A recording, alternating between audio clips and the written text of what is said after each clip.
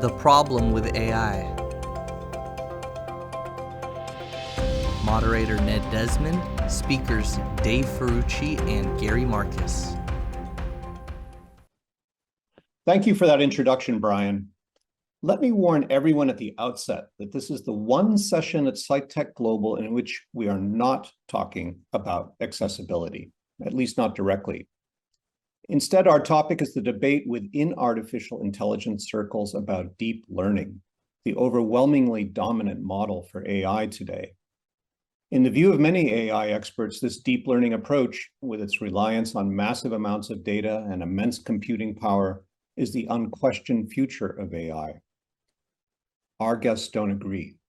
They have serious doubts about deep learning's potential to really advance AI, or even overcome its own well-known limitations.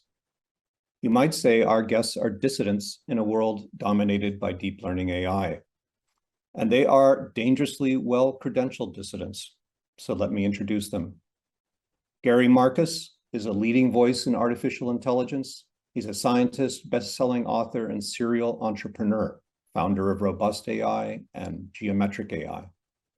He is well known for his challenges to contemporary AI, anticipating many of the current limitations decades in advance, and for his research in human language development and cognitive neuroscience.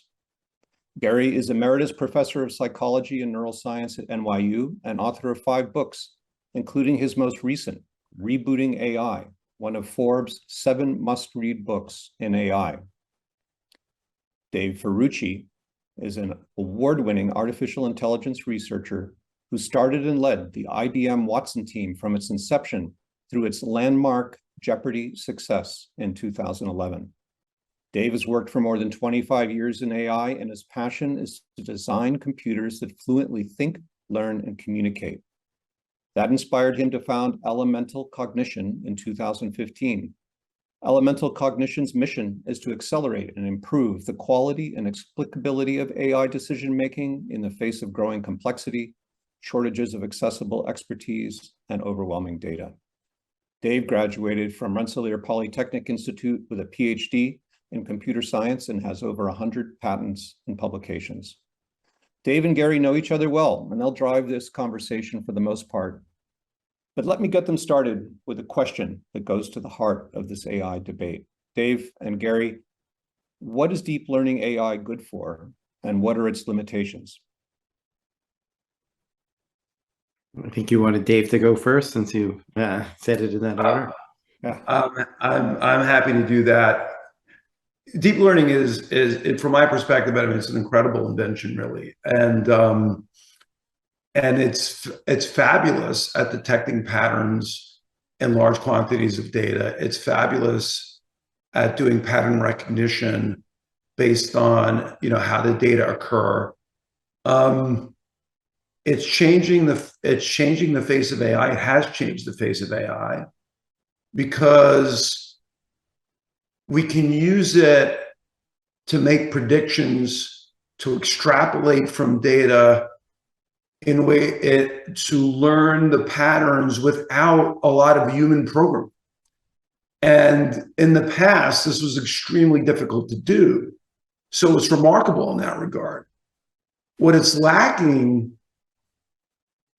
is the ability to understand the reasons why that data occurs the way it does. It doesn't build an understanding or the causal models that we need to make more thoughtful, rational decisions.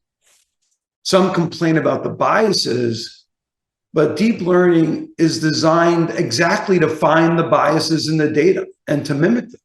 That's what it's designed to do. And by design, it's very good at that. And where that allows us to make predictions we couldn't otherwise make, or to extrapolate the data, or to find functions in the data that we otherwise would be impossible or take forever to find, is phenomenal.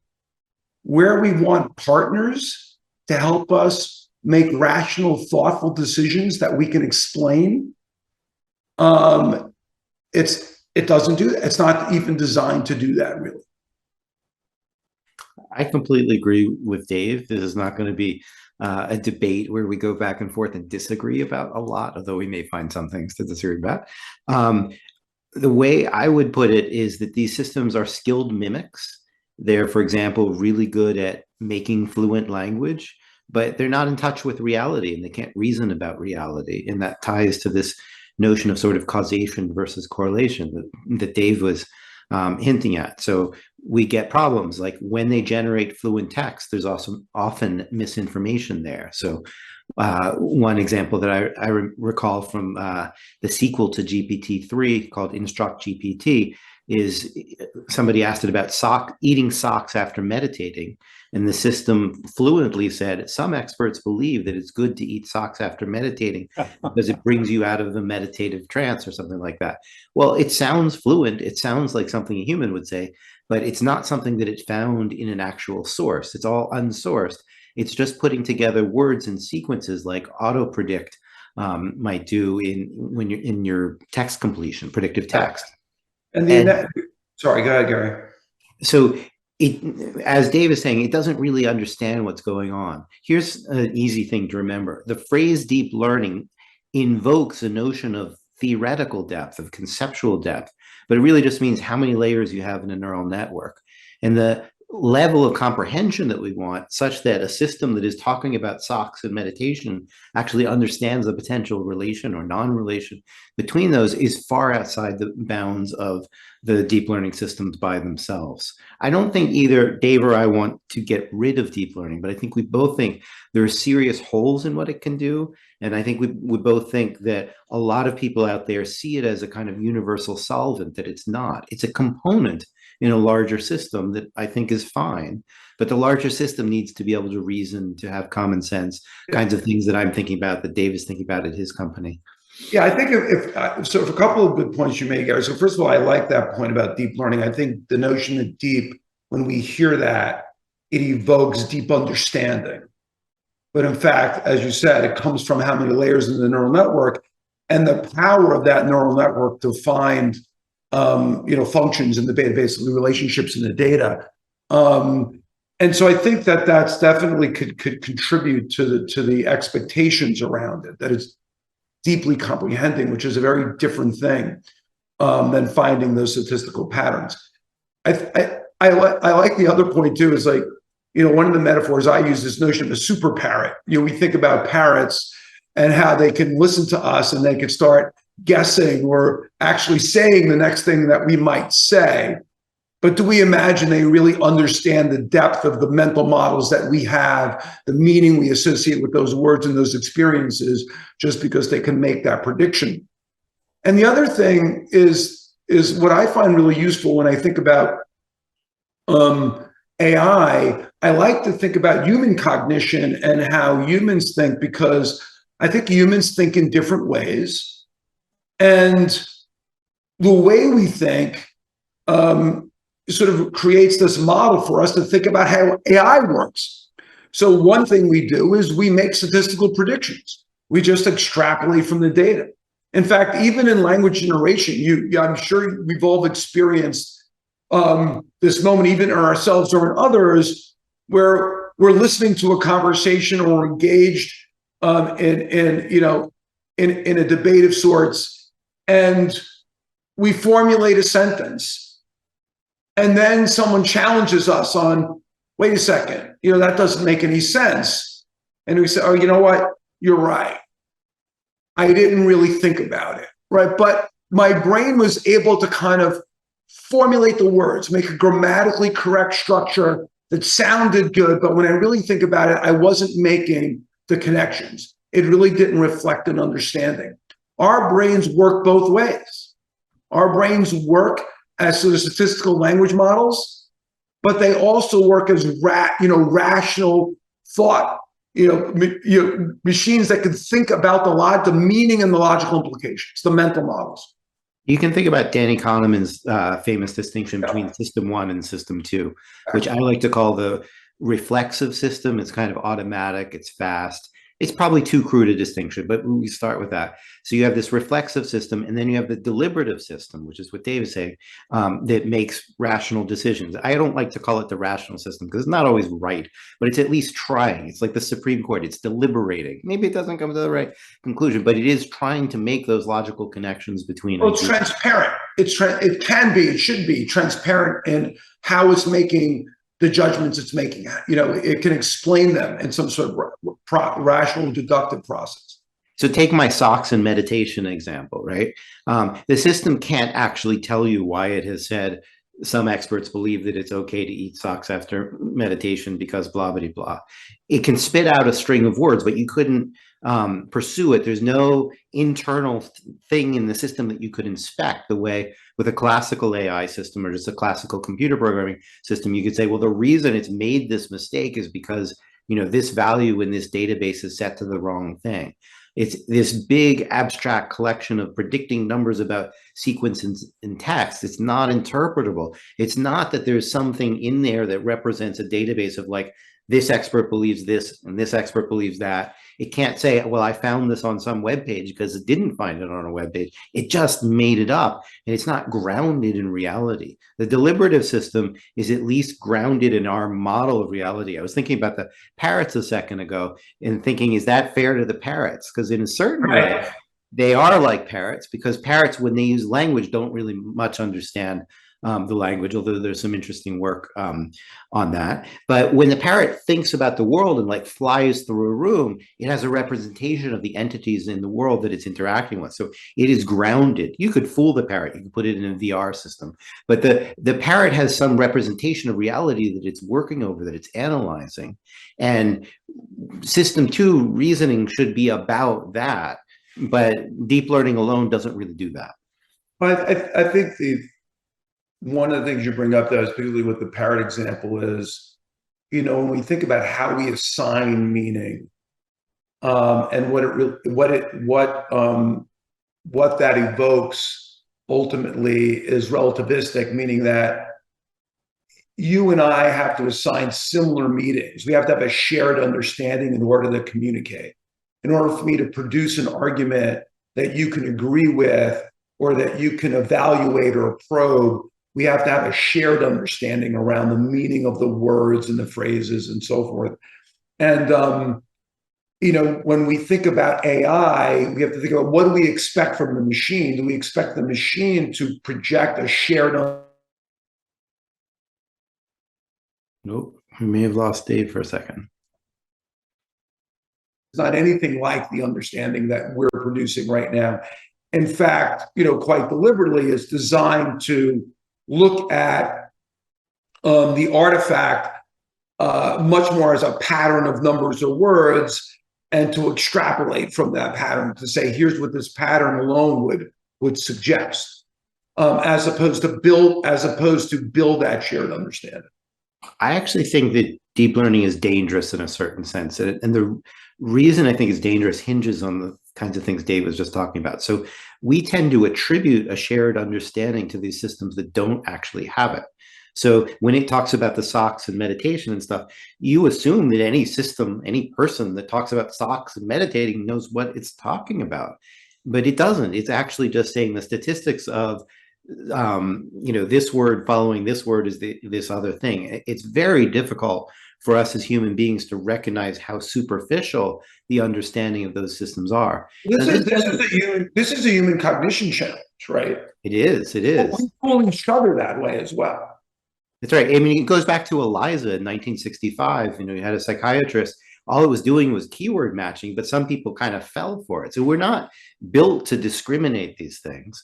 If we're going to make AI available that has conversations with people and that has control over, I don't know, air traffic grids or home robots or whatever, it's really important that those systems understand the world as we do. So like, you don't want your home robot to sometimes mistake what you say is metaphorical as being literal, for example, because you want that system to have an understanding of the world.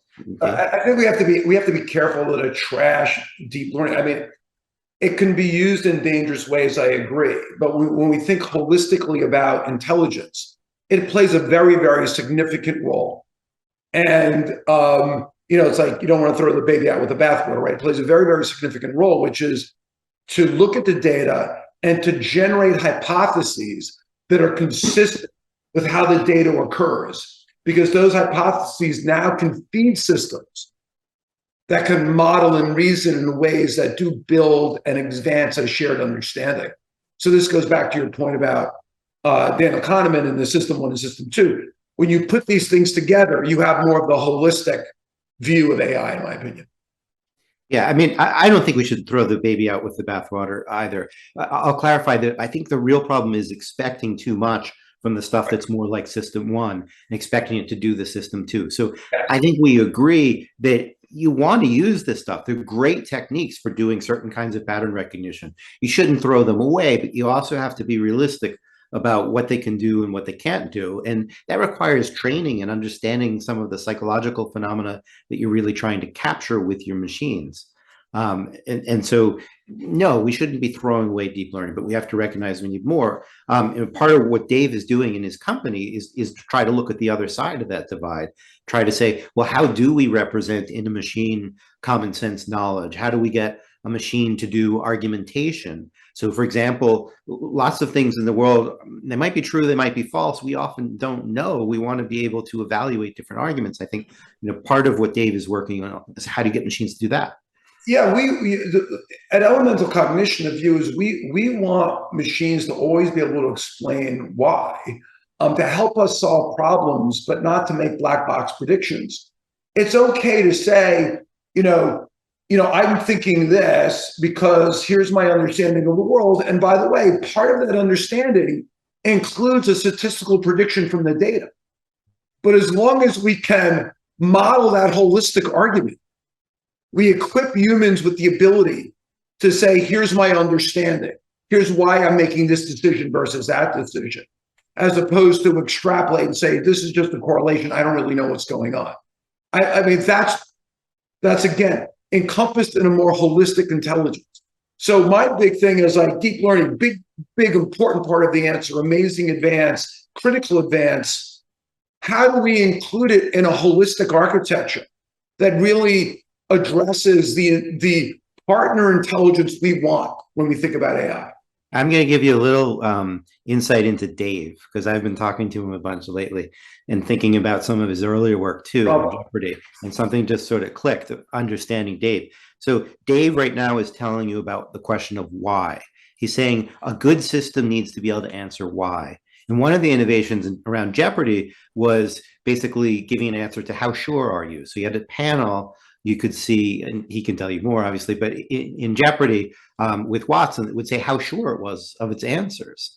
And so that's another piece of like metacognition that's really important in doing good cognition. You want to know how sure you are of yourself. You want to know why you got that answer. You don't want to just spit out an answer and maybe it's right, maybe it's wrong. You want to be able to do something with that.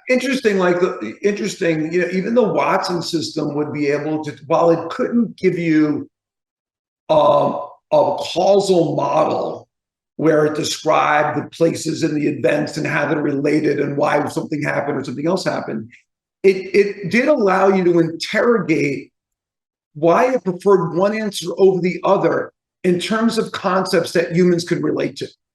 So it can say things like, I've analyzed this passage from a temporal perspective. It was aligned with, this answer was better than that answer because it was more aligned with the question. From a geospatial perspective, from a classification perspective. So it wasn't a completely opaque model. It actually broke the problem down into independent features.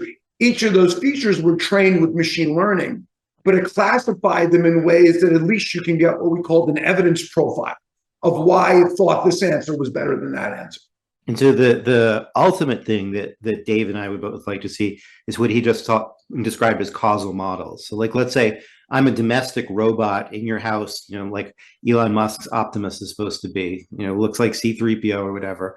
And now you say something like, can you clean up the living room? And now it has to infer from some unstated things what exactly you mean by that. What do you mean by clean up the living room? So for example, do you want literally everything out of the living room? Do you want to cut up the couch and put it in the closet? Probably not, because the couch is of value to you. And so the machine has to understand what you're thinking is important, what's in there physically.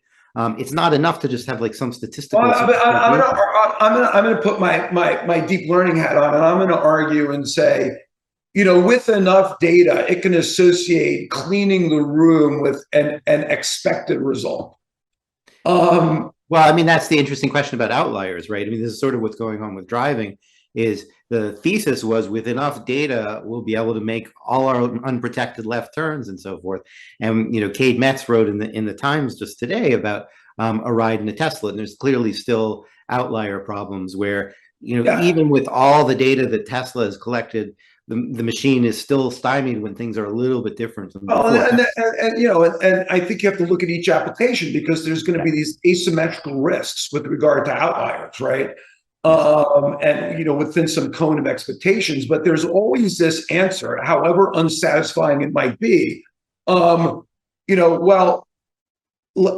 last 300 million times I cleaned the room, you were happy with this result. Right. I mean, it's really based on, again, extrapolating from the data. And then, of course, as I said, there's these outliers, and then how risky are those outliers? I mean, if it's a life and death situation, those outliers matter more than That's right.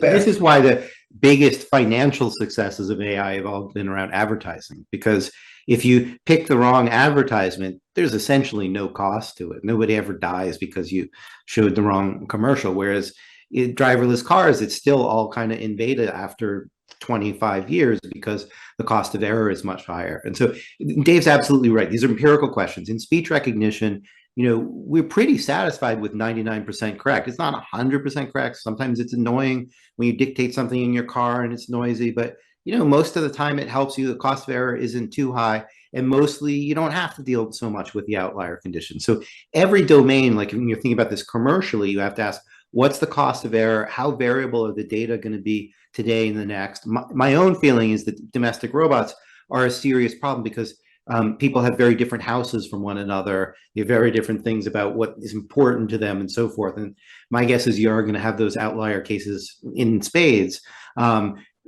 It turns out that driverless cars has hinged more on outliers than I think people expected. They thought, well, the roads are all basically the same, it's going to be fine, and it wasn't. So some domains are going to be okay, and some aren't. And sometimes you're going to be able to take a domain and bend it to your will. Like you could build a new city from scratch around driverless cars, changing how the pedestrians interacted with the cars, and probably make them work. If you want to make it work in Bombay, it's hard.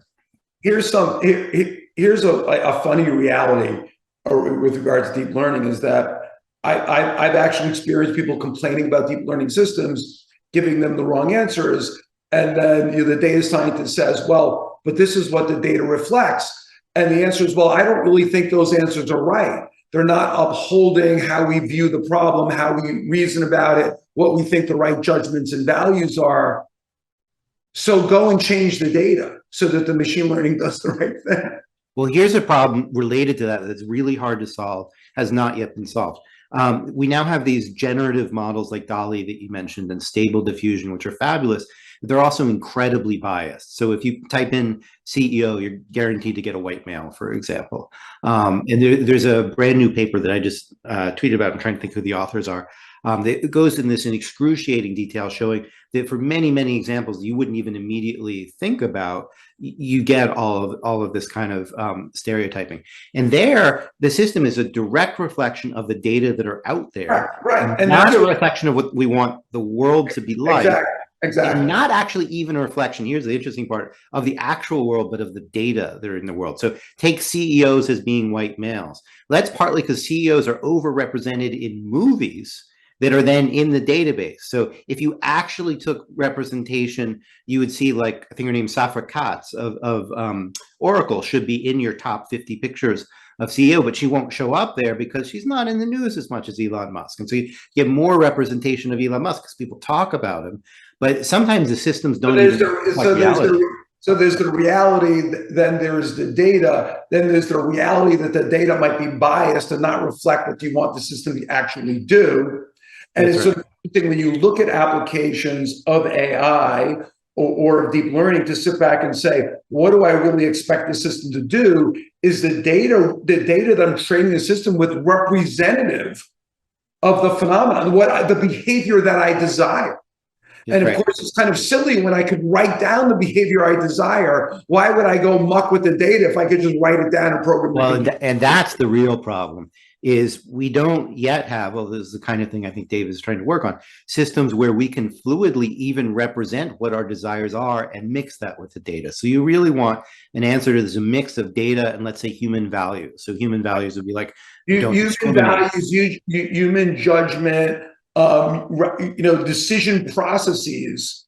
I should make it very easy to capture those, to evolve those, but then to inform them with what's actually going on, the patterns that are in the actual data and the empirical data. And those are the two sides of intelligence. That is the holy grail going forward, is to be able to connect the human values that you might express explicitly. They could also be laws, like just the driver's handbook for California. Things that are represented in language, and then relate that to the data. Right now, we're really good at the data, and we're pretty good at doing symbolic reasoning on stuff that's kind of innately specified in some particular architecture, and not really good at bringing those together, except in narrow domains. Exactly. Right. That's the vision. Right. And how do we make it better? Did we answer the first question now? I was going to ask an excellent job on the first question. So can deep learning become better, or is it going to take fundamentally new AI architectures? Yeah, that's the $1 million question. I mean, that's the interesting philosophical question, I should say. I don't know if it's the $1 million question. It's definitely. I think it's $1 trillion question. We found something to disagree about. It's a $1 trillion question, maybe. The reason why I say it's such an interesting philosophical question is because, and I'm quite frankly agnostic to that right now, but I believe that that when you think about the behavior that you want, and I'm a big proponent about stepping back and saying, forget about how we do it. What behavior do you really want out of these systems? And I think when you look at that, I don't know the answer to whether or not deep learning, when you look at that holistic behavior, like the thing we've been describing, something that can analyze data, generate hypotheses, understand the possibilities, be able to meta reason about the data, to what extent does it cover the phenomenon, to then fit that to a model, a shared understanding, conceptual model that can now reason over, so it can give answers, it can explain those answers, or give predictions, or it can make arguments, it can evidence those arguments, it can understand whether or not some of the assumptions it makes are based on statistical patterns, or whether it's based on deductive arguments, right? This is the rational, intelligence, I think, that we can describe, and I don't think it's that hard to describe. It's all over science fiction, right? I mean, we've imagined this for decades and decades. It's above and beyond in many ways. It corrects for problems with human cognition and some of our cognitive biases. Like, that's this vision. So now when we say, can deep learning get there? Maybe. I think. I don't know, right? I don't think anybody knows yet. I mean, I'd love to hear arguments about it. My sense is I don't know. I'm so back now, I'm like, maybe. But there's one thing that's probably true if deep learning can get there on its own. And that is, you have to give it the data to train on. There are a couple of problems. One is that we don't articulate the data in vast quantities to train a machine about how to really do all of that. How to reason, how to think, how to do this meta reasoning and this, deductive, system, deductive reasoning. Where's the data that trains machines on how to do that? Do we articulate that? Is that in the form we can train machines on? So that's kind of question number one. It's really not. There's some work on that, but that's like a big nut. And then the other nut is, when we think and build shared understanding, we react to features that are generated by our wetware, that are generated by our brain being human. That's not in the mix right now. And there's a lot there. So those are two problems. So on one hand, I'm like, maybe, but those are two problems I see with machine learning. deep learning alone getting there? So first of all, technically, I'm agnostic too. I'm agnostic about almost everything, in the sense that I'm a scientist. I look at the data. I try to update based on the data. My view is it's unlikely. So you're Bayesian. So I'm a Bayesian, exactly. And, I don't see a lot of, I've been looking at these particular issues for about 30 years, writing about how it is that deep learning systems don't do these kinds of reasoning things and extrapolation beyond the data. We call it nowadays distribution shift. I was one of the first people to write about that in 1998. I don't see a lot of movement on those problems. All the movement I see is what we call within distribution generalization rather than outside distribution generalization. And I don't see how you can do the reasoning without it. This doesn't mean that I think it's literally impossible to fathom, but it's like I keep seeing these kinds of approaches and they don't look to me like they're really working, and they keep breaking down in the places where I would anticipate them. And I start to have some confidence in my own predictions over time. Well, what do you say? What do you say, Gary, about the view that the human brain is essentially an inductive machine, and we figured out how to do system 1 and system 2? I think it's innate that we have system 1 and system 2. I don't think that we have induced the variability to do logical reasoning. I have data from when I used to be an experimental developmental psychologist showing that babies could learn abstract rules at 7 months old. And then what happens in developmental psychology is you do an experiment and someone else says, I can get even younger kids to do it. So somebody replicated my work, but did it in newborns. So they showed newborns could represent abstract rules. Another friend of mine, Luca Benatti, actually a couple of different friends of mine have done work showing some basic reasoning, like disjunctive syllogisms. If I know it's A, or if I know it's either A or B and I know it's not A, then I can. Yeah, but when you say innate, you're basically hardwired into the brain, and then you have to kind of go to, well, how did that occur? And that occurred through an evolutionary process. Is the evolution. That's right. And the evolutionary process probably also is sort of, if you were to give it a shape, it would probably still be inductive. Well, I mean, I guess there's a couple of things. So I wrote a whole book about this called The Birth of the Mind in 2004, which was about, if things are innate, what are the processes of developmental biology by which they might be there?